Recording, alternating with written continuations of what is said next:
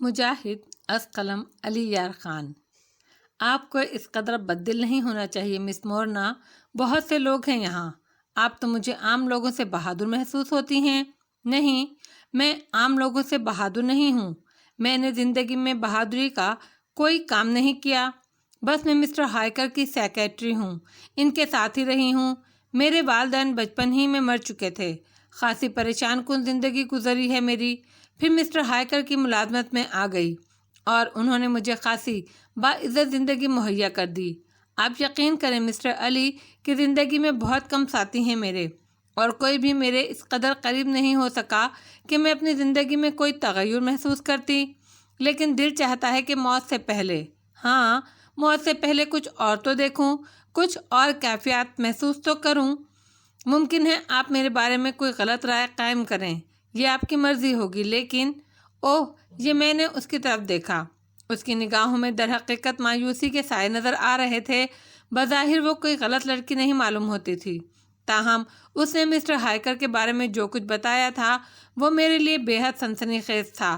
کیا mister hiker ہی وہ شخصیت تھے جن کی مجھے حفاظت کرنی تھی؟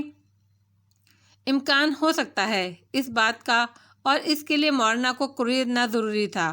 چنانچہ میں نے اپنے ہونٹوں پر ایک دل آویز مسکراہٹ پیدا کی۔ مس مورینا، میں آپ کے جذبات کی قدر کرتا ہوں، آپ کی شخصیت در حقیقت ایسی ہے کہ کوئی بھی شخص آپ کا گرویدہ ہو سکتا ہے، آپ بہت خوبیوں کی مالک ہیں۔ آپ زندہ رہیں گی، ہم لوگ یہاں سے نکل جائیں گے، اور آزاد دنیا میں پہنچنے کے بعد اگر آپ مجھے اپنے دل میں جگہ دیں گی تو میں اسے اپنی خوش بختی تصور کروں گا۔ میرے الفاظ سے متاثر ہو کر مورینا نے مجھے ممنونیت سے دیکھا۔ کچھ دیر تک خاموشی چھائی رہی، پھر میں نے اس سے پوچھا، تم لوگ بیروت سے سوار ہوئے تھے؟ ہاں، اسپین جا رہے تھے۔ میں نے پوچھا، ہاں؟ وہ بولی، کوئی خاص بات؟ شاید۔ کیا مطلب؟ کیا بات تم وثوق سے نہیں کہہ سکتی؟ ہاں، وثوق سے نہیں کہہ سکتی علی۔ مسٹر ہائیکر ایک اہم شخصیت کے مالک ہیں، بہت سے ممالک میں ان کی اپنی ایک حیثیت ہے۔ اس بار نہ جانے کس مقصد کے تحت وہ اسپین کا سفر کر رہے تھے، انہوں نے خود کو بالکل پوشیدہ رکھا تھا۔ مجھے بھی ہدایت کی تھی کہ میں اپنی ذہانت سے کسی کو روشناس نہ کراؤں۔ اس طرح میرا اندازہ ہے کہ مسٹر ہائیکر کسی خاصی مہم پر جا رہے تھے۔ اوہ، ان کا سیاسی حیثیت کیا ہے؟ بس ایک بہت بڑے صنعت کار ہیں، اور بے شمار ممالک میں ان کے کاروبار پھیلے ہوئے ہیں۔ کئی ممالک کے سربراہان سے بھی ان کے تعلقات ہیں۔ مجھے بس ایک حد تک ان کے بارے میں معلومات حاصل ہیں۔ میں ان کے خاص امور میں ان کی سیکریٹری ہوں۔ آپ شاید یقین نہ کریں مسٹر علی کہ ان کی سیکریٹریوں کی تعداد 20 ہے۔ ان 20 سیکریٹریوں میں کوئی بھی یہ نہیں کہہ سکتی کہ وہ مسٹر ہائیکر کے بارے میں مکمل معلومات رکھتی ہے، مسٹر ہائیکر کے معاملات سے مکمل واقفیت رکھتی ہے۔ مسٹر ہائیکر جس معاملے میں ضروری سمجھتے ہیں کسی بھی سیکریٹری کو ساتھ لے لیتے ہیں، لیکن تفصیلات بتائے بغیر۔ ہمیں صرف وہی معلوم ہوتا ہے جو مسٹر ہائیکر ہم سے چاہتے ہیں۔ اوہ، تو آپ لوگ اسپین جا رہے تھے؟ میں نے جیسے خود سے کہا۔ کوئی خاص بات ہے علی؟ نہیں، بس یوں ہی سوالات کر رہا تھا۔ مجھے حیرت ہے، بڑے عجیب واقعات بتائے ہیں تم نے مورینا، میں نے جواب دیا۔ میرا دل اندر سے چیخ چیخ کر کہہ رہا تھا، مسٹر ہائیکر ہی وہ پراسرار شخصیت ہیں جن کی مجھے اسپین میں حفاظت کرنی تھی۔ میں نہیں جانتا تھا کہ تنظیم کے افراد اب اسپین میں میرے اور مسٹر ہائیکر کے بارے میں کیا سوچ رہے ہوں گے۔ یقینی طور پر وہ وقت گزر چکا ہے جب طیارے کو اسپین پہنچ جانا تھا، اب اس کی تباہی کا اعلان ہو چکا ہوگا۔ ممکن ہے امدادی پارٹیاں بھی روانہ ہو چکی ہوں، اور یہ بھی ممکن تھا کہ ہمیں ان بلندیوں پر دیکھ لیا جائے، لیکن اس طرح کیا امدادی پارٹیاں ہماری کچھ مدد کر سکتی ہیں؟ کیا اس چھوٹے سے رن وے پر کوئی اور طیارہ بھی اترنے کی کوشش کر سکتا ہے؟ ممکن ہے ہیلی کاپٹر ہماری مدد کو آ جائیں۔ اوہ، مائیکل نے اس بارے میں کیوں نہیں سوچا؟ یہ بات اسے سمجھائی جانی چاہیے تھی۔ میں نے اٹھ کر مائیکل کے پاس جانا چاہا، لیکن یہ سوچ کر باہر سردی زیادہ ہے، مائیکل بھی کمبل میں دبکا سو رہا ہوگا۔ میں نے کیبن سے باہر جانے کا ارادہ بدل دیا اور اس کے ساتھ بات چیت کو صبح تک کے لیے ملتوی کر دیا۔ مورینا کا شاید مجھ سے بات کر کے دل ہلکا ہو گیا تھا۔ وہ سو گئی، میں بھی اونگنے لگا، اور پھر نہ جانے کب آنکھ لگ گئی۔ رات کا تیسرا پہر تھا کہ مورینا نے مجھے جھنجھوڑ کر جگایا۔ سامنے ہی مائیکل اور دوسرے لوگ نظر آ رہے تھے۔ مائیکل نے مجھے جاگتا دیکھ کر کہا، ہمیں فوراً سفر شروع کر دینا چاہیے مسٹر علی، 3 افراد کی حالت بگڑ چکی ہے اور 2 زخمی موت کا شکار ہو چکے ہیں۔ میں اچھل کر کھڑا ہو گیا۔ کیا واقعی؟ ہاں، رات کو تم سوتے رہے ہوگے مائیکل، میں نے پوچھا۔ ہاں، کیوں؟ میرا مقصد ہے کہ کیا امدادی پارٹیاں ہماری تلاش میں نہیں آئیں گی؟ او نہیں، اس کا کوئی امکان نہیں۔ کیوں؟ یہاں کی برف پوش چوٹیاں عموماً گزرگاہ نہیں ہوتیں اور طیاروں سے بآسانی نہیں دیکھا جا سکتا۔ ممکن ہے ان لوگوں کو جہاز کی تباہی کی سمت کا پتہ نہ چل سکا ہو اور ہم امدادی پارٹیوں کے انتظار میں یہاں موت سے ہمکنار ہو جائیں۔ مائیکل کا کہنا بھی درست تھا۔ میں نے اس سلسلے میں ان سے بحث کرنا مناسب نہیں سمجھا۔ البتہ لوبو کو میں نے اس بات کے لیے تیار کر لیا کہ مسٹر ہائیکر اور ان کی سیکریٹری مورینا کا خاص خیال رکھا جائے اور کسی بھی ضرورت پر ان کی بھرپور مدد کی جائے۔ لوبو آنکھیں بند کر کے بات ماننے کا عادی تھا۔ اس نے یہ سوال بھی نہیں کیا کہ میں اسے یہ ہدایت کیوں دے رہا ہوں۔ پھر اس کے بعد میں مائیکل کے ساتھ مل کر سفر کا جائزہ لینے لگا۔ اس نے چند لوگوں کو اس بات کے لیے آمادہ کر لیا تھا کہ وہ زخمیوں کے اسٹریچروں کو لے کر نیچے اتریں۔ کچھ شریف الطبع لوگ اس کے لیے تیار ہو گئے۔ ایڈلر سے بات کی گئی۔ اس نے نفرت سے ناک چڑھاتے ہوئے کہا، میں تمہاری طرح احمق نہیں ہوں، نہ ہی کسی کے باپ کا نوکر۔ مائیکل نے اس کے بعد کچھ نہیں کہا۔ بہر صورت ایڈلر اس کے بعد ہمارے ساتھ ہی لگا رہا۔ وہ سب سے الگ تھک چل رہا تھا۔ ایک اسٹریچر پر پڑے ہوئے زخمی کو میں نے اور فریڈ نے اٹھایا۔ مائیکل نے بھی ایک زخمی کو اٹھا رکھا تھا۔ اس طرح ہم لوگ ان کیبنوں سے ہٹ کر اس غیر قدرتی سڑک پر آ گئے جسے ہم نے صبح ہی کو دیکھا تھا۔ مائیکل راستے میں اس جگہ کے بارے میں تبصرہ کرنے لگا۔ میرا دعویٰ ہے علی، یہ چھوٹا سا رن وے اور یہ بوسیدہ کیبن دوسری جنگ عظیم کی نشانیاں ہیں۔ یقینی طور پر جرمنوں یا اتحادیوں نے اس پہاڑی مقام پر ہنگامی حالات میں طیارہ اتارنے کے لیے یہ چھوٹا سا رن وے بنایا ہوگا، اور اس کے کچھ فاصلے پر کیبنوں کی یہ قطار ظاہر کرتی ہے کہ انہیں عارضی پناہ گاہ کے طور پر استعمال کیا گیا ہوگا، یا پھر یہ ممکن ہے کہ رن وے کے محافظ اور کچھ دوسرے افراد نے اپنے رہنے کے لیے یہ کیبن تعمیر کیے ہوں۔ چونکہ یہاں سردی سے بچاؤ کا کچھ اور بندوبست نہیں ہے۔ وہ تو ٹھیک ہے مسٹر مائیکل، لیکن سوال یہ پیدا ہوتا ہے کہ اب یہاں ان ویرانوں میں اور کون لوگ رہتے ہیں؟ فریڈ نے سوال کیا۔ کیا کہا جا سکتا ہے اس بارے میں؟ جب تک یہ اندازہ نہ ہو جائے کہ وہ شخصیت جس کے لیے یہ ڈرامہ کیا گیا ہے کون ہے، زندہ ہے یا مرنے والوں میں شامل تھی۔ میں تو کہتا ہوں وہ لوگ جلد ہی ہم تک پہنچ جائیں تو بہتر ہے۔ کم از کم ہم ان سے یہ تو کہہ سکیں کہ باقی بے گناہ لوگوں کو موت کے گھاٹ اتارنے کی کوشش کیوں کی گئی، مائیکل نے کہا، اور چند لمحات کے لیے خاموشی چھا گئی۔ سڑک جس پر ہم اتر رہے تھے برائے نام ایک چھوٹا سا راستہ تھا۔ تھوڑے تھوڑے فاصلے پر بے شمار موڑ تھے اور ہمیں یقین تھا یہ سڑک بنانے کے لیے خاصی تگ و دو کی گئی ہوگی۔ یقینی طور پر درمیان میں چٹانیں بھی ہوں گی جو ڈائنامائٹ سے اڑائی گئی ہوں گی۔ سڑک بہت تنگ اور کھردری تھی، اتنی تنگ کہ بمشکل ایک وقت میں ایک کار گزر سکتی تھی۔ البتہ تھوڑے تھوڑے سے فاصلے کے بعد ایسی جگہیں آتی تھیں جہاں 2 گاڑیوں کے ایک دوسرے کے قریب سے گزرنے کی گنجائش رکھی گئی تھی۔ لوگ آپس میں باتیں کرتے چلے جا رہے تھے کہ دفعتاً میری نگاہ ایک جگہ جم گئی۔ سڑک پر جمی ہوئی ہلکی ہلکی برف کے اوپر ایک ٹرک کے ٹائر کے تازہ نشان دکھائی دے رہے تھے۔ میں نے مائیکل کو اس نشان کی جانب متوجہ کیا اور وہ بھی چونک گیا۔ یقیناً یہاں سے کچھ دیر قبل یہ ٹرک گزرا ہے، اس نے کہا۔ کچھ دیر قبل کیوں؟ ممکن ہے یہ پرانا نشان ہو، میگ بولا۔ نہیں، یہ بالکل تازہ ہے۔ مجھے اس لیے یقین ہے کہ جس پٹی پر میں نے طیارہ اتارا تھا وہاں برف نہیں تھی۔ تم اس کا کیا جواز پیش کرتے ہو؟ اوہ، میں چونک پڑا۔ واقعی یہ بات تو قابل غور ہے، لیکن اسے صرف تم سمجھ سکتے ہو، میگ نے کہا۔ نہیں، تم بھی سمجھ سکتے ہو۔ جیسا کہ میں نے کہا تھا کہ تم جہاز کی کھڑکیوں سے برف کی زمین کو دیکھ رہے تھے، اندر کی صورتحال کا اندازہ لگا رہے تھے، لیکن تم نے غور نہیں کیا کہ اس پٹی پر سے برف صاف کی گئی ہے تاکہ طیارہ اتارنے والے کو یہ پٹی نظر آ جائے۔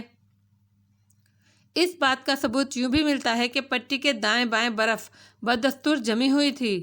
میگ غور کرتا رہا، پھر اس نے کہا، ہاں، یاد آیا، لیکن اس وقت ایسی ہی جانی کیفیت تھی کہ میں نے اس بات پر توجہ نہیں دی۔ او میرے خدایا، اب اس بات میں کسی شک و شبے کی گنجائش نہیں رہی کہ قرب و جوار میں کچھ لوگ موجود ہیں اور ہمارے تمام اقدامات پر نگاہ رکھے ہوئے ہیں۔ انہیں ہمارا انتظار ہے۔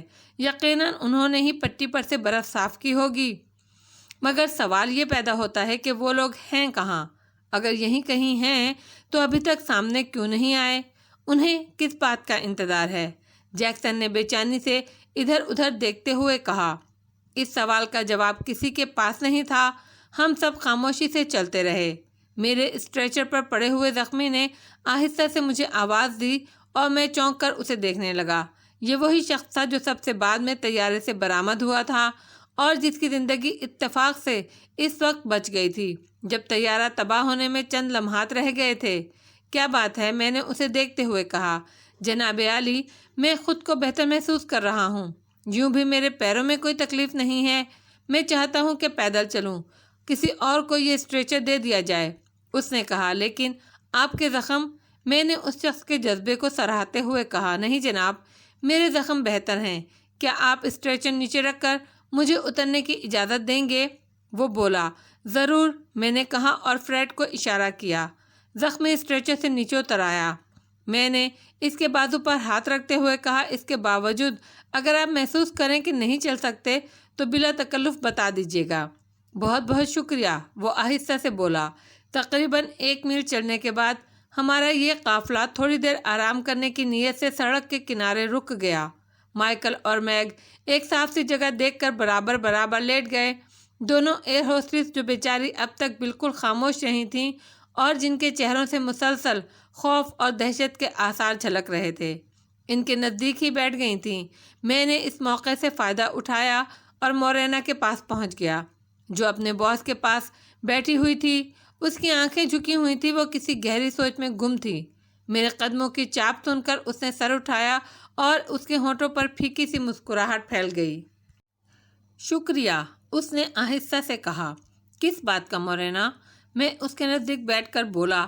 اس کا کہ تم نے مجھے فراموش نہیں کیا اور فرصت ملتے ہی میرے پاس آ گئے۔ میں تم سے پہلے بھی کہہ چکا ہوں مورینا کہ اگر تقدیر نے ہمیں زندگی بخش دی تو میں تمہارے ساتھ نہایت خوشگوار محسوس کروں گا۔ مورینا نے کوئی جواب نہیں دیا، البتہ میں نے مسٹر ہائیکر کی جانب دیکھا۔ مسٹر ہائیکر، کیسی طبیعت ہے آپ کی؟ ہائیکر خالی خالی نگاہوں سے میری جانب دیکھنے لگا۔ یوں محسوس ہوتا تھا جیسے وہ اپنا دماغی توازن کھو بیٹھا ہو۔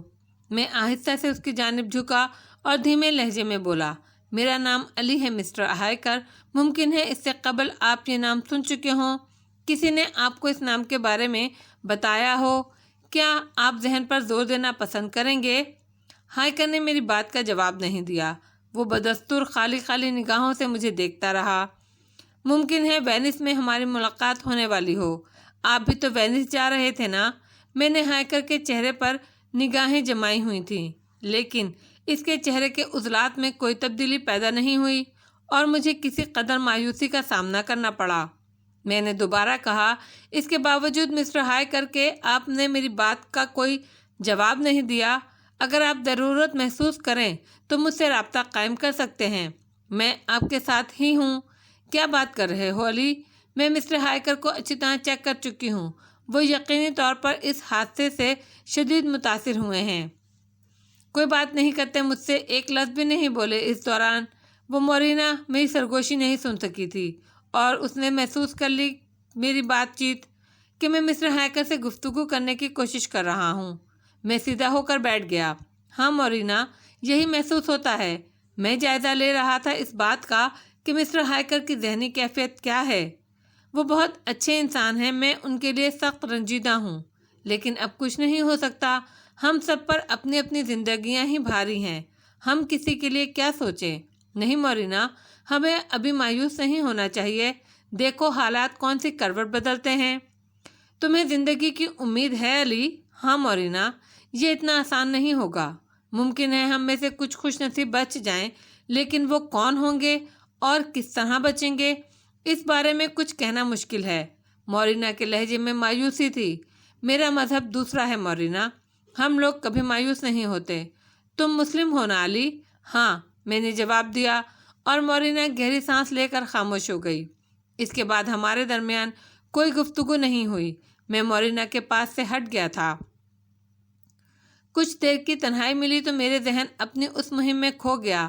اب کوئی امکان نہیں رہا تھا۔ برف کے یہ ویرانے نئی کہانیاں تخلیق کر رہے تھے اور پرانی کہانیاں ان میں کھو گئی تھیں۔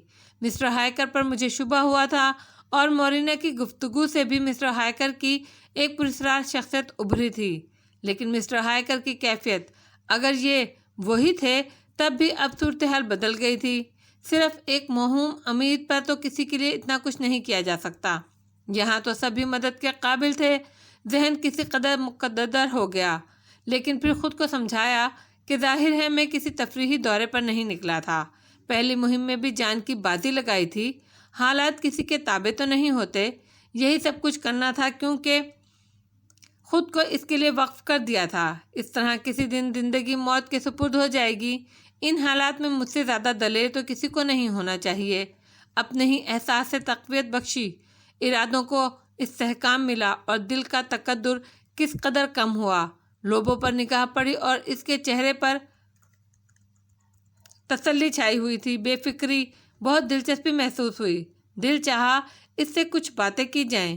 ہیلو لوبو، میں نے اس کے قریب پہنچ کر کہا۔ لوبو کے ہونٹوں پر مسکراہٹ پھیل گئی۔ ہیلو ماسٹر، بہت پرسکون ہو۔ ہاں ماسٹر، یہ مناظر بہت دلکش ہیں۔ میں نے اس سے قبل برفانی علاقے نہیں دیکھے تھے۔ زندگی اور موت کی یہ کشمکش تمہیں دلکش محسوس ہو رہی ہے؟ میں نے حیرت سے کہا۔ زندگی، موت، لوبو نے تمسخرانہ انداز میں کہا۔ یہ دونوں لفظ اتنی بار میرے سامنے آ چکے ہیں ماسٹر کہ اب ان کی کوئی حقیقت رہی نہیں۔ موت بہت آسانی سے آ جاتی ہے، کہیں بھی، کسی بھی وقت، اور زندگی۔ لوبو ہنسنے لگا۔ فلسفی بن گیا ہے تو؟ ہر ذی روح فلسفی ہے چیف، بشرطے کہ خود پر غور کرے۔ لوگ غور نہیں کرتے۔ ویسے یہ مسٹر ریسن تمہارے بارے میں بڑے تجسس کے شکار ہیں۔ مسٹر ریسن؟ ہاں، نہایت خوش اخلاق اور حلیم الطبع انسان ہیں۔ مگر ہیں کون؟ وہی ماسٹر جو سب سے بعد میں زخمی حالت میں طیارے سے برآمد ہوئے تھے اور جنہوں نے اسٹریچر پر لیٹنے سے انکار کر دیا تھا، لوبو نے جواب دیا۔ میرے ذہن میں بھی دلچسپی اور تجسس کی ایک لہر دوڑ گئی۔ میں نے دزدیدہ نگاہوں سے ریسن کو دیکھا جو اس وقت ایڈلر سے باتیں کر رہا تھا۔ کیا تجسس تھا انہیں میرے بارے میں؟ میں نے لوبو سے سوال کیا۔ میرے اور تمہارے درمیان تعلق کو پوچھ رہے تھے چیف۔ کیا پوچھ رہے تھے؟ یہی کہ مسٹر علی سے تمہارا کیا تعلق ہے مسٹر لوبو؟ پھر تم نے کیا کہا؟ میں نے جواب دیا کہ ہمارے درمیان گہری دوستی ہے۔ تو پھر دوسرے سوالات کرنے لگے۔ وینس جانے کا مقصد دریافت کیا اور بڑی دیر تک تمہارے بارے میں باتیں کرتے رہے۔ تمہارا تعلق کون سے ملک سے ہے؟ بیروت میں تمہارا کیا کاروبار ہے؟ کتنے عرصے سے وہاں رہتے ہو؟ وغیرہ وغیرہ۔ یہ تو عام سی باتیں ہیں لوبو، جو کوئی بھی اجنبی ایک دوسرے سے کر سکتا ہے۔ تمہیں ان میں ایسی کون سی خاص بات محسوس ہوئی جو تم نے مجھ سے ان کا تذکرہ کیا؟ میں نے کہا نا ماسٹر، ان کے انداز میں تجسس تھا، جیسے وہ تمہاری اندرونی شخصیت کا پتہ چلانا چاہتے ہوں۔ خیر کوئی بات نہیں۔ لوبو کی بات پر میں نے کوئی خاص توجہ نہیں دی، لیکن دوران سفر ایک بار ریکسن کی قربت حاصل ہو ہی گئی۔ مجھے دیکھ کر وہ عجیب سے انداز میں مسکرایا۔ ہیلو مسٹر علی۔ ہیلو، میں نے مسکراتے ہوئے کہا۔ کیا دلچسپ مرحلہ ہے، ہم اسے قسمت کا کھیل کہہ سکتے ہیں۔ ایک دن پہلے اگر ان بد نصیبوں کو کوئی بتاتا کہ ان پر کیا بیتنے والی ہے تو کون یقین کرتا، لیکن اب انہیں دیکھ کر دکھ ہوتا ہے۔ ہاں، تقدیر کے کھیل عجیب ہوتے ہیں۔ آپ کہاں جا رہے تھے مسٹر ریسن؟ پانیوں کی سرزمین، وینس میں۔ اوہ، میں بھی وہیں جا رہا تھا۔ مجھے علم ہے، مسٹر ریکسن نے کہا۔ کیا مطلب؟ میں چونک کر انہیں دیکھنے لگا۔ تمہارے دوست مسٹر لوبو سے اس سلسلے میں بات ہو چکی ہے، ریکسن نے فوراً جواب دیا۔ اوہ اچھا، ویسے آپ کسی خاص مقصد کے تحت وینس جا رہے تھے؟ ہاں، افسوس کہ بعض اوقات حالات ہمارے کنٹرول میں نہیں ہوتے اور ہم غیر متوقع طور پر اپنی شخصیت کھو بیٹھتے ہیں۔ میرا جو بھی مشن تھا، اب میں اس کے بارے میں سوچنا چھوڑ چکا ہوں۔ ہاں، اگر زندگی نے وفا کی تو میں اپنے مقاصد پورے کر لوں گا۔ میں پرخیال نگاہوں سے ریکسن کو دیکھتا رہا اور پھر میں نے خود پر نفرین کی کہ کیا احمقانہ بات ہے کہ میں ہر شخص کو ایسی ہی نگاہوں سے دیکھنے لگا ہوں، اس کے بارے میں تجسس کرنے لگا ہوں۔ مجھے وینس پہنچ کر تنظیم کے مقاصد کی تکمیل کرنی تھی، لیکن اب درمیان میں جو کچھ ہو گیا تھا اسے روکنا میرے بس کی بات نہیں تھی۔ جیسا کہ حالات اور شواہد سے ظاہر ہوتا تھا، یہ سازش میرے اور اس شخص کے خلاف ہی ہو سکتی ہے، تو پھر واقعات اور ماحول کو بدلنے میں دیر نہیں لگنی چاہیے تھی۔ چنانچہ اب یہ احمقانہ تجسس بیکار تھا۔ جوں جوں ہم نیچے اترتے چلے جا رہے تھے، ہماری جسمانی حالت بہتر ہوتی جا رہی تھی۔ اس دوران میں قافلے نے 3 بار قیام کیا۔ بل کھاتے پہاڑوں پر اور کوئی ایسا نشان نظر نہیں آیا تھا جسے دیکھ کر یہ احساس ہوتا کہ قرب و جوار میں کوئی موجود ہے۔ چوتھی مرتبہ آرام کرنے کے بعد جب ہم آگے بڑھے تو دفعتاً پہاڑوں میں سے گولیاں برسنے لگیں۔ لاتعداد گولیاں سنسناتی ہوئی ہمارے سروں سے گزر رہی تھیں اور تمام مسافر دم بخود رہ گئے تھے۔ ایک لمحے کے لیے کسی کی سمجھ میں نہ آیا کہ کیا ہو گیا اور یہ آوازیں کیسی ہیں، لیکن دوسرے لمحے مائیکل نے چیخ کر لوگوں سے ایک بڑی چٹان کی آڑ میں ہو جانے کے لیے کہا۔ سہمے ہوئے دہشت زدہ مسافر چٹان کی آڑ میں ہو کر بیٹھ گئے۔ گولیاں جس سمت سے آ رہی تھیں، یہ چٹان ان سے بچاؤ کا بہترین ذریعہ تھی۔ فائرنگ جس انداز میں ہو رہی تھی، اس سے پتہ چلتا تھا کہ ایک بڑی تعداد نے ہمیں گھیرے میں لے لیا ہے۔ مائیکل، میگ اور دوسرے لوگ اپنی جگہ بے حس و حرکت بیٹھے تھے۔ فائرنگ کی آواز پہاڑوں میں اس طرح گونج رہی تھی جیسے گولیاں نہ چل رہی ہوں بلکہ گولے پھٹ رہے ہوں۔ چند منٹ تک گولیاں مسلسل برستی رہیں اور اس کے بعد یک لخت خاموشی چھا گئی۔ میں آس پاس کسی آہٹ کا منتظر تھا۔ میرے اندر وہی جنونی کیفیت ابھرتی آ رہی تھی جو مجھے اندھے اقدامات کرنے پر مجبور کر دیتی تھی۔ میں نے چٹان کی آڑ سے نکل کر اس سمت میں نظر دوڑانے کی کوشش کی جدھر سے گولیاں برس رہی تھی تو مورینا جلدی سے میرا بازو پکڑ کر بولی، خدا کے واسطے۔ میں نے چونک کر مورینا کی صورت دیکھی۔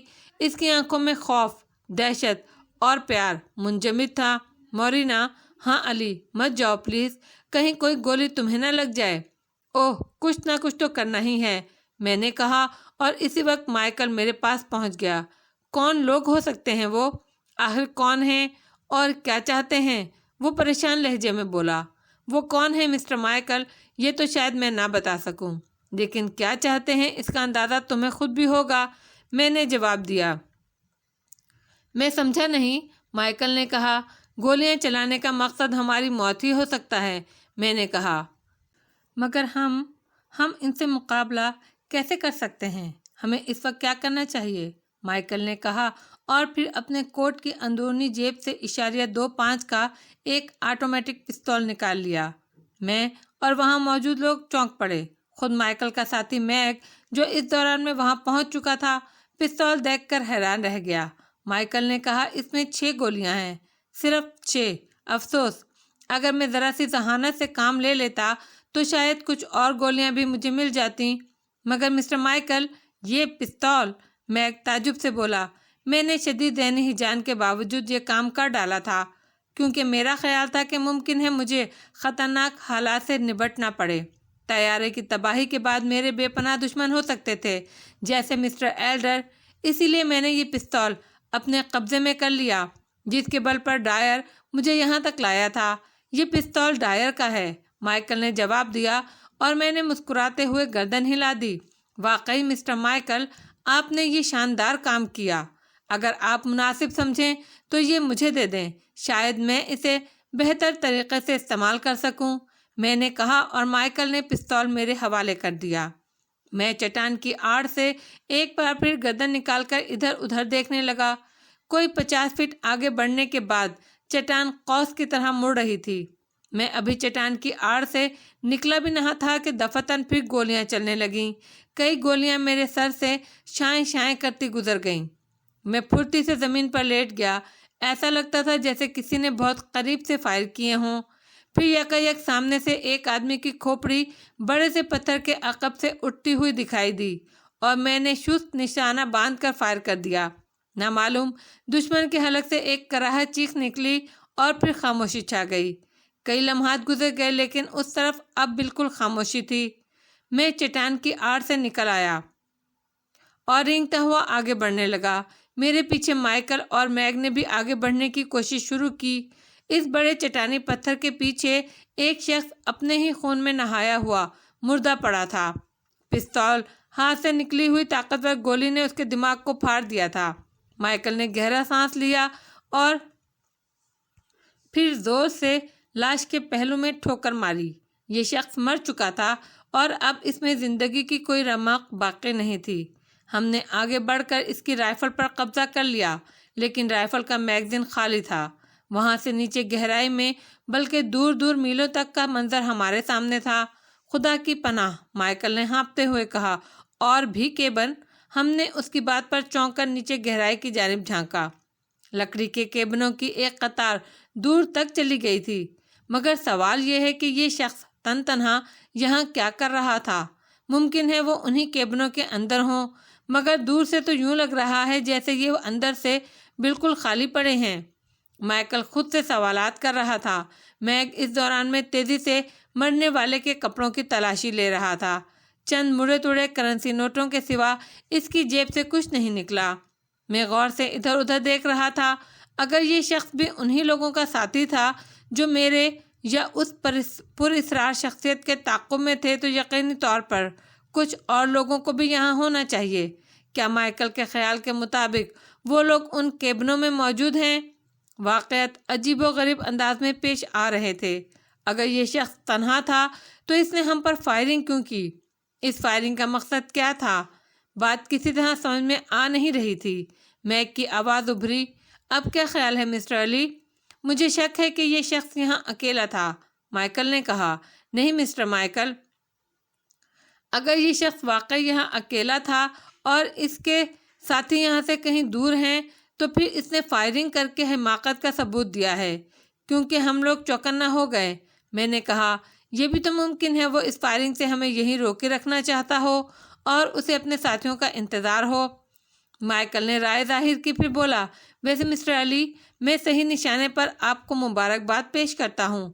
اس نشانے نے اس وقت ہمیں ایک زبردست خطرے سے نجات دلائی ہے، ورنہ یہ کتا ہم میں سے ایک آدھ کو ضرور مار دیتا۔ میں خود پستول سے صحیح نشانہ نہیں لگا سکتا، کبھی استعمال کرنے کی ضرورت پیش نہیں آئی۔ آپ بلا شبہ حیرت انگیز ہیں مسٹر علی۔ ہاں، اس میں کوئی شک نہیں ہے کہ علی بہترین نشانہ باز ہیں۔ ویسے یہ شروع ہی سے خود کو حیرت انگیز ثابت کرتے آ رہے ہیں، میگ نے بھی مسکراتے ہوئے کہا۔ پھر بولا، میرا خیال ہے ہمیں وقت ضائع کیے بغیر یہاں سے آگے بڑھ جانا چاہیے، ان کیبنوں کی سمت چلتے ہیں، جو ہوگا دیکھا جائے گا۔ لاش پر آخری نگاہ ڈالنے کے بعد ہم وہاں سے چل پڑے۔ کمبخت کی جیبوں سے اگر کچھ برآمد ہو جاتا تو یہ پتہ تو چل جاتا کہ یہ ہے کون، میگ نے بڑبڑاتے ہوئے کہا۔ اس کی بات کا میں نے یا مائیکل نے کوئی جواب نہیں دیا۔ ہم سہمے ہوئے لوگوں کے نزدیک پہنچ گئے، انہیں اطمینان دلایا کہ خطرہ دور ہو چکا ہے۔ پہلے تو کسی کو یقین نہ آیا کہ اتنی جلدی خطرہ کیوں کر دور ہو گیا، لیکن جب آگے بڑھ کر انہوں نے اپنی آنکھوں سے اس نامعلوم شخص کی لاش اور اس کی رائفل بھی دیکھ لی تو انہیں یقین آ گیا۔ ہم نے راستہ طے کرتے ہوئے لاش اٹھا کر ایک گہرے کھڈ میں اچھال دی، حتیٰ الامکان وہاں سے خون کے دھبے بھی صاف کر دیے۔ احتیاط کا تقاضا یہی تھا۔ مائیکل نے میری اس بات سے اتفاق کیا اور کہا، میرا خیال ہے اب ہمیں مزید احتیاط سے کام لینا چاہیے۔ اگر ان کیبنوں میں دشمن کے کچھ اور آدمی بھی چھپے ہوئے ہمارے قریب آنے کا انتظار کر رہے ہوں تو کیا ہوگا؟ میگ نے تشویشناک لہجے میں کہا۔ ہاں، اس بات کا امکان ہے۔ میرا خیال ہے ہمیں سڑک چھوڑ دینی چاہیے اور ان چٹانوں کے عقب میں چلتے رہنا چاہیے۔ میگ بالکل ٹھیک کہہ رہا ہے، میں نے اس کی بات کو تسلیم کرتے ہوئے کہا۔ چنانچہ ہم نے سڑک کے ذریعے سفر کرنے کا پروگرام منسوخ کر دیا، نیچے اتر کر چٹانوں کے عقب میں چلنے لگے۔ ایسا کرنے میں اگرچہ دقت ضرور تھی، لیکن دشمنوں کے اچانک اور فوری حملے سے ہم محفوظ رہ سکتے تھے۔ ایک لمبا اور دشوار گزار راستہ طے کرنے کے بعد ہم ان کیبنوں تک پہنچ گئے، مگر وہاں کسی انسان کا وجود نہیں تھا۔ ہر طرف ویرانی اور سناٹا پھیلا ہوا تھا، یوں لگتا تھا جیسے صدیوں سے اس علاقے میں کسی انسان کا گزر نہیں ہوا ہو۔ ہم پریشان نگاہوں سے ان کیبنوں کو تکتے رہے۔ مجھے یقین ہے یہاں کوئی نہیں ہے، فریڈ نے زیر لب کہا۔ کوئی دھواں وغیرہ کسی کیبن سے نہیں اٹھ رہا جس سے اندازہ ہو کہ یہاں کوئی ہے، مائیکل بولا۔ بڑا پراسرار سا ماحول لگتا ہے، میگ نے چاروں طرف دیکھتے ہوئے کہا۔ ممکن ہے ان بدماشوں نے ہمیں پھنسانے کے لیے کوئی گہری چال چلی ہو۔ ہمیں جلد بازی سے کام نہیں لینا چاہیے۔ ان کیبنوں میں داخل ہونے میں بھی مکمل احتیاط رکھنا سود مند ہوگا۔ یوں کرتے ہیں، باقی لوگوں کو یہیں چھوڑ دیتے ہیں۔ میں، مائیکل اور علی وہاں جاتے ہیں۔ یہ بہتر ہوگا، میں نے جواب دیا۔ مسٹر آسٹن، کیا آپ ان لوگوں کا خیال رکھیں گے؟ یقیناً، آپ لوگ اطمینان سے جائیں۔ اگر کوئی گڑبڑ ہوئی تو ہم یہاں کم از کم ان لوگوں کے تحفظ کا بندوبست تو کر ہی سکتے ہیں، بوڑھے آسٹن نے کہا۔ ہم لوگ گہرے کھڈ میں اتر کر کیبن کی جانب بڑھنے لگے۔ کبھی کبھی ہمارے سامنے ٹیلے آ جاتے تھے اور نیچے کھڑے ہوئے لوگ ہماری نگاہوں سے اوجھل ہو جاتے تھے۔ میں تربیت یافتہ تھا اور اس طرح آگے بڑھ رہا تھا کہ اگر مجھ پر فائر بھی کیا جاتا تو اپنا بچاؤ کر سکتا تھا۔ مائیکل اور میگ نے یہاں بھی میری تکنیک استعمال کرنے کی کوشش کی تھی، لیکن وہ اس کے ماہر نہیں تھے۔ چنانچہ انہیں اس طرح چلتے رہنے میں دقت پیش آ رہی تھی۔ چند لمحوں بعد ہم بالکل نزدیک پہنچ کر کیبنوں کی سنگن لینے لگے، لیکن وہی خاموشی، وہی سناٹا، کسی انسانی وجود کا پتہ نہیں چلتا تھا۔ میں ایک کیبن میں جھانکنے لگا۔ میری دیکھا دیکھی مائیکل اور میگ بھی قریب آ گئے۔ ہم چاروں طرف گھوم پھر کر ان کیبنوں کو دیکھنے لگے۔ قطعی کوئی بات نہیں تھی، چنانچہ ہم نے ایک بلند جگہ کھڑے ہو کر مسٹر آسٹن کو اشارہ کیا۔ مقصد یہ تھا کہ وہ لوگ بھی یہاں پہنچ جائیں۔ ہمارا یہ اشارہ دیکھ لیا گیا اور کچھ دیر بعد مسافروں کا قافلہ اس طرف آنے لگا۔ ان لوگوں کے راستے میں کوئی مزاحمت نہیں ہوئی، چنانچہ میں، میگ اور مائیکل کو وہیں چھوڑ کر خود ایک کیبن کی جانب بڑھ گیا۔ یہ کیبن دوسروں کی نسبت زیادہ کشادہ اور مضبوط تھا۔ کیبن میں داخل ہو کر میرے منہ سے حیرت اور مسرت کی ایک چیخ نکل گئی۔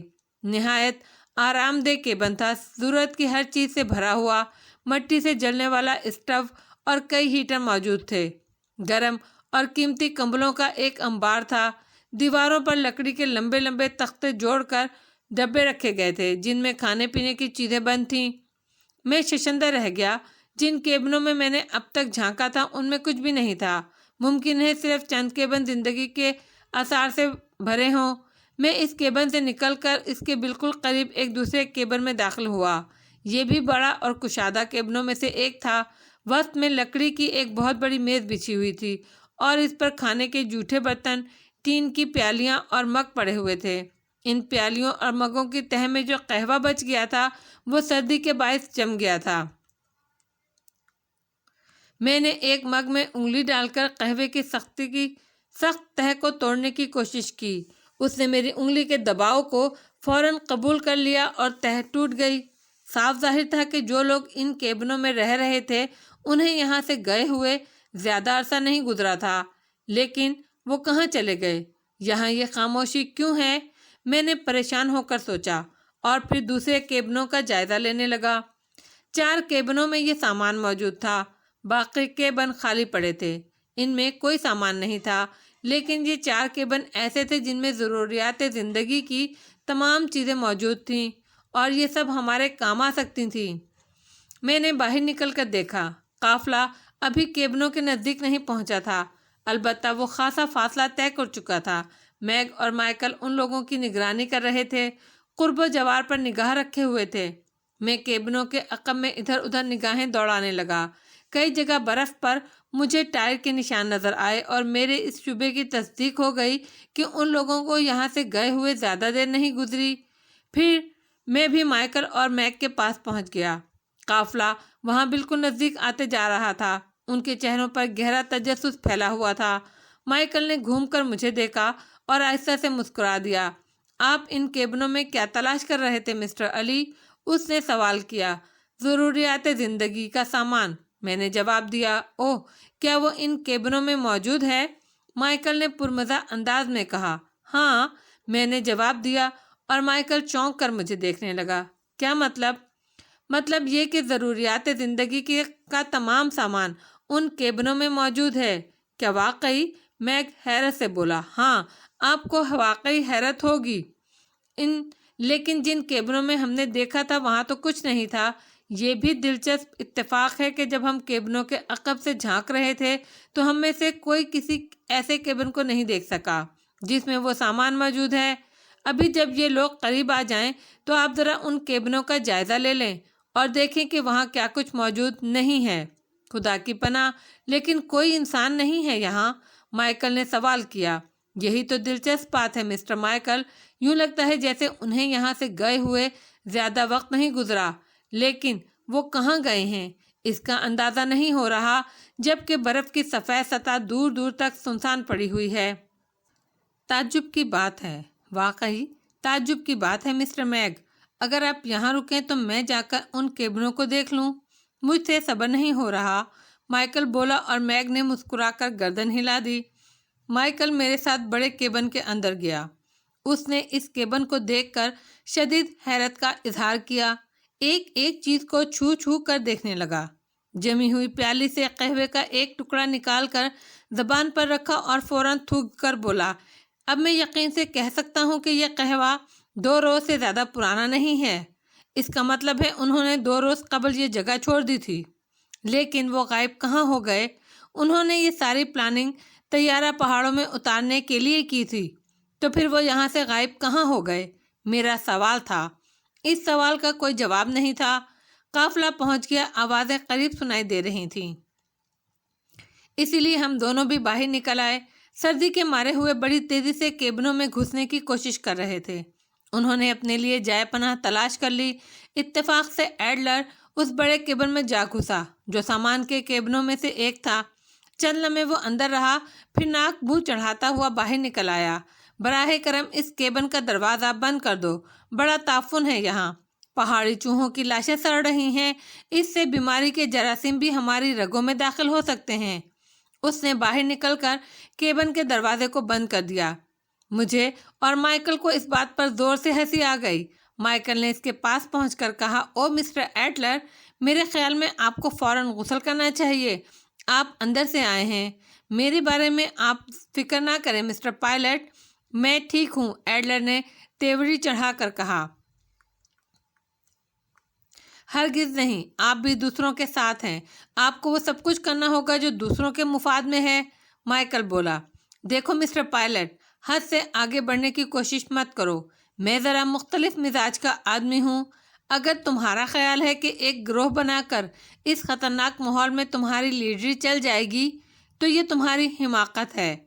मैं तुमसे दुश्मनी पर आमादा हो जाऊँगा और इसके बाद ख्वाह कुछ भी हो जाए, मैं तुम्हें ज़रूर हलाक कर दूँगा।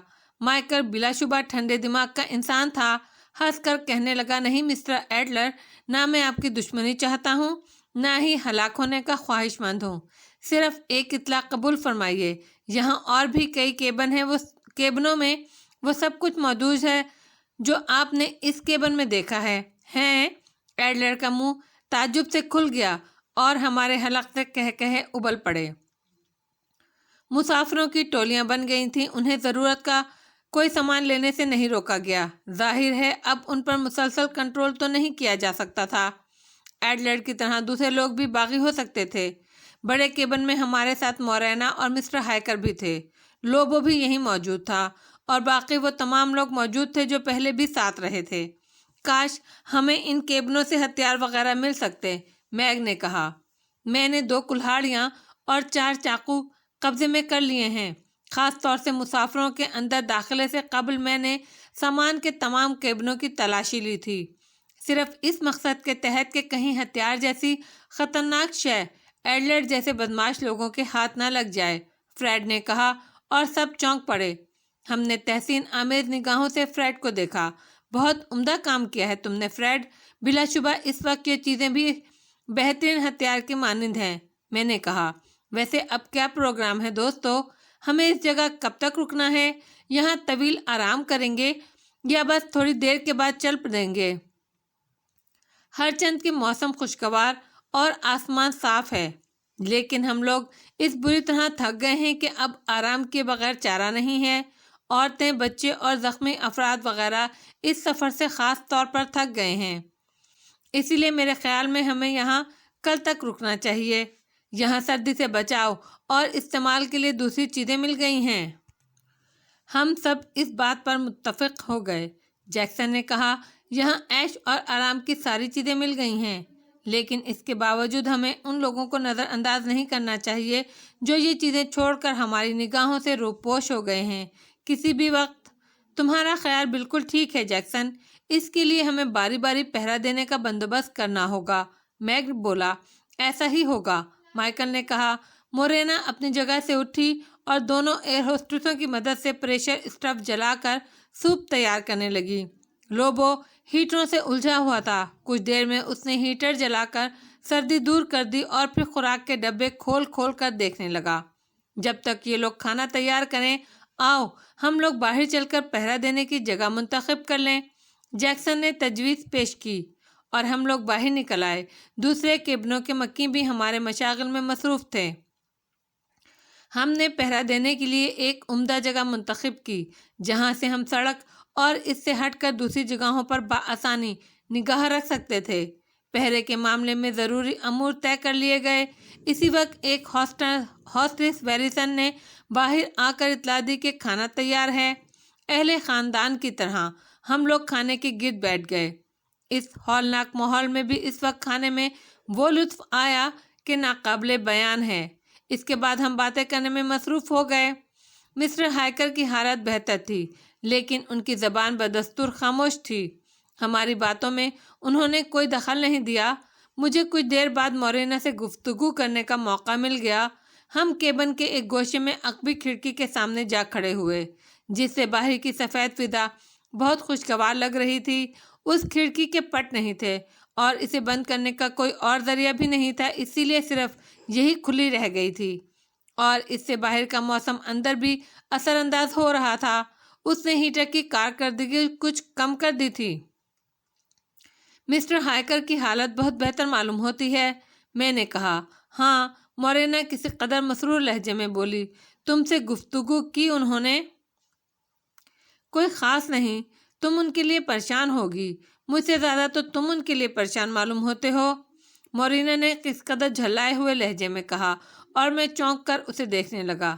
میں نے معذرت آمیز لہجے میں کہا، سوری مورینا، میرے خیال میں تم اس وقت تنہائی چاہتی ہو، ایسی بات تھی تو کہہ دیتی مجھ سے، ویری سوری۔ میں واپسی کے لیے مڑا تو مورینا نے میرا بازو پکڑ لیا۔ اپنی طرف سے ہی فیصلہ کر لیا؟ میں نے ایسی کون سی بات کہہ دی؟ نہیں، تمہارا موڈ بتاتا ہے، کوئی تکلف نہیں، ظاہر ہے میری حماقت ہے، میں نے کہا۔ علی پلیز، یہ بات نہیں ہے۔ پھر کیا بات ہے؟ تم صرف مسٹر ہائیکر کے بارے میں ہی بات کیوں کرتے ہو؟ پھر کس کے بارے میں بات کروں؟ میں کسی قابل نہیں ہوں؟ یہ بات نہیں ہے مورینا، میں سمجھ میں نہیں آتا میں تمہارے بارے میں کیا بات کروں۔ میں کسی قابل نہیں ہوں، اس نے پھر بات دہرائی۔ دیکھو مورینا، ہم دونوں میں سے کوئی نہیں کہہ سکتا کہ آئندہ حالات کیا ہوں۔ اگر ہم زندہ سلامت اپنی منزل پر پہنچ جائیں تو پھر ہمارا ملنا ہو یا نہ ہو، اتنی مختصر سی ملاقات اگر دل کی گہرائیوں تک پہنچ جائے تو ساری زندگی کی کسک بن جاتی ہے۔ ساری زندگی کی؟ ہاں، ہم ایشیائی لوگ ایسے ہی جاہل ہوتے ہیں، محبت کرتے ہیں تو کسی سے اسے زندگی کی آخری حد تک بنا دیتے ہیں۔ یہ ہماری کمزوری ہے، یا پھر اسے ہماری شناخت کہہ لو۔ نہیں علی، یہ تو قابل قدر بات ہے، مورینا متاثر لہجے میں بولی۔ جو کچھ بھی قرار دو علی، کیا میں تمہاری محبت کے قابل ہوں؟ میں خود کو تمہارے قابل نہیں سمجھتا۔ کیوں؟ بس میں ایک معمولی انسان ہوں، اور پھر معاف کرنا مورینا، میں تمہارے بارے میں کچھ بھی نہیں جانتا۔ جو کچھ میں بتا چکی ہوں کافی نہیں ہے کیا؟ نہیں تو اور کیا جاننا چاہتے ہو؟ کیا بس تمہارے بارے میں اتنا جاننا کافی ہے کہ تم مسٹر ہائیکر کی بیٹی نہیں، سیکریٹری ہو؟ فی الحال اسی پر اکتفا کرو، لیکن میں بہت جلد تمہیں تفصیلات بتا دوں گی۔ کب تک؟ میں نے پوچھا۔ کیا تم اس کے خواہش مند ہو؟ ہاں، پوچھ سکتی ہوں، کیوں؟ تاکہ تمہارے قریب آنے میں کوئی جھجک نہ رہے۔ ابھی صرف چند باتیں بتا سکتی ہوں علی۔ میں در حقیقت مسٹر ہائیکر کی سیکریٹری ہوں، لیکن وہ مجھے اپنی بیٹی کہنا پسند کرتے ہیں۔ ان کے قریبی لوگوں میں سے کوئی بھی نہیں ہے۔ ممکن ہے وہ مجھے اپنا وارث قرار دیں۔ مسٹر ہائیکر بہت دولت مند انسان ہیں۔ ہاں، نہ صرف دولت مند بلکہ بہت اہم شخصیت بھی ہیں۔ بیشتر ممالک میں ان کی بڑی عزت ہوتی ہے۔ بعض سیاسی معاملات میں بھی وہ ایک نمایاں حیثیت رکھتے ہیں۔ مثلاً، میں نے پرتجسس انداز میں کہا، تم پھر انہی کے بارے میں مصروف ہو گئے؟ مورینا آنکھیں نکال کر بولی اور میں ہنسنے لگا۔ دل ہی دل میں نے سوچا، مس مورینا تم حسین ہو، لیکن مجھے تم سے زیادہ اس حد تک دلچسپی ہے اگر تم میری مطلوبہ شخصیت کی سیکریٹری ہو تو ٹھیک ہے، ورنہ… مائیکل ہمارے پاس آ گیا تھا۔ اس نے ہمارے درمیان سلسلہ گفتگو منقطع کر دیا۔ مائیکل بھی کھڑکی سے باہر دیکھنے لگا۔ رات ہو گئی تھی۔ پہرا بدستور لگا ہوا تھا۔ سب لوگ 2-2 گھنٹے کی ڈیوٹی دے رہے تھے۔ رات کے 10 بجے ایڈلر کی باری آ گئی۔ میگ اسے جگانے چلا گیا۔ ایڈلر ناک منہ چڑھاتا ہوا اس طرف آ گیا۔ یہ کیا بدتمیزی ہے؟ اس شدید رات میں لوگوں کو کیوں پریشان کیا جا رہا ہے؟ اس نے جھلا کر کہا۔ تم دیکھ رہے ہو ایڈلر، دوسرے لوگوں نے بھی خوشی خوشی پہرا دیا ہے۔ آسٹن نے کہا، تو پھر تم بھی اپنی ڈیوٹی انجام دو۔ میں تم لوگوں سے تعاون کے لیے تیار نہیں ہوں، ایڈلر نے غصیلے لہجے میں کہا۔ تو پھر ہم تمہیں اپنے درمیان میں رہنے بھی نہیں دے سکتے، ایڈلر، میگ نے ہونٹ بھینچ کر کہا۔ کیا مطلب ہوا اس بات کا؟ ایڈلر نے پھر غصے سے کہا۔ مطلب یہ کہ نہ تو تمہیں ہم لوگ اپنے ساتھ رکھیں گے، نہ تمہیں یہاں کی چیزوں میں سے کوئی چیز ملے گی۔